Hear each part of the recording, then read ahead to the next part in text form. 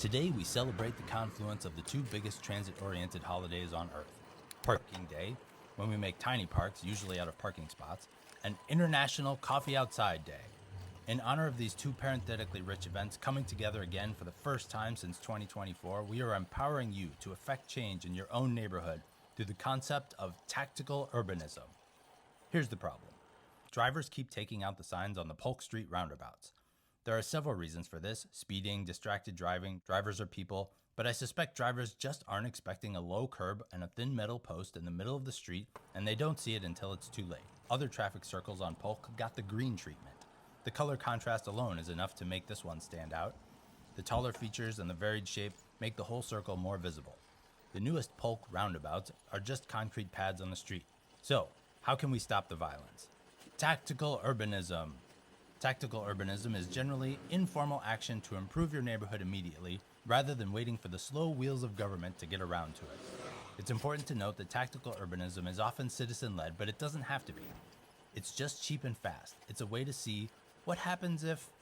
Tactical urbanism is probably not a way to reroute a freeway, but it can be a way to make a tiny traffic circle more visible to drivers. Pulling an old bench out of your garage and placing it on an empty bus stop is tactical urbanism. Heck, picking up trash as you walk to the store is tactical urbanism. There's a city plan for that, and the litter will get dealt with eventually, but if you just do it, you're skirting the lengthy formal process. You're a tactical urbanist. Obviously, cleaning up your street is not illegal, but technically, some tactical urbanism violates the law. There may be a good reason there are no benches at the bus stop. A bench may really interfere with ADA access on a narrow sidewalk, for example. Tactical urbanism is not a way to solve all of our city's problems and is best done after some research and a call or two to the city. But it is cheap action toward improving your neighborhood through immediate iteration and testing, rather than lengthy studies and committee meetings. And it can be so cute! An outdoor furniture set makes a blank roundabout more friendly and more visible to traffic. When tactical urbanism works, it can be turned into policy. There are actually lots of roundabouts with parks in the middle. Informal tactical urbanism can be dragged through the formal process even while the tables and chairs do their thing in the middle of the intersection. Even when the metaphorical tables and chairs get removed by the city first, they can be put back by policy changes later. So, what do you think of someone's effort to make a tiny parklet out of these empty roundabouts? Certainly this is not a Minneapolis Public Works initiative. This is way outside their toolbox. The question is now, how long will this neighbor's well-meaning traffic calming furniture last?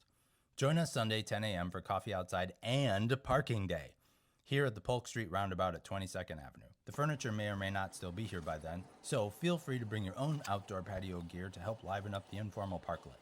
Also, are you aware of other examples of tactical urbanism in your neighborhood? If so, I'd love to hear about them in the comments. And I'll leave you with this profound question. Is graffiti tactical urbanism?